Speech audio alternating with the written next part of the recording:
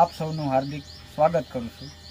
તો મિત્રો, આપણા આગલા વિડીયોની અંદર જે વાત થઈ હતી કે આંકડાનો બોળો કઈ રીતે બનાવવો અને કઈ રીતે એને બેરલની અંદર ઓગાળવો, તો એના વિશે હું તમને આ જે આંકડા છે, આપણે આંકડાનું ઝીણું ઝીણું આવી રીતે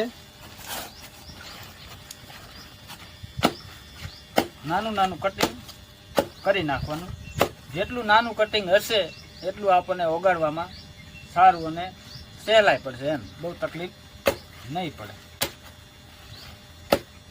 તો મિત્રો, આવી રીતે આંકડાનું નાનું નાનું કટિંગ કરી નાખવાનું।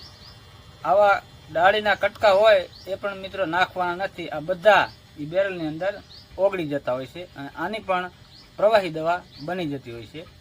તો મિત્રો, આપણે ઓલરેડી આ આંકડાનું કટિંગ તૈયાર કરીને જ રાખેલું છે।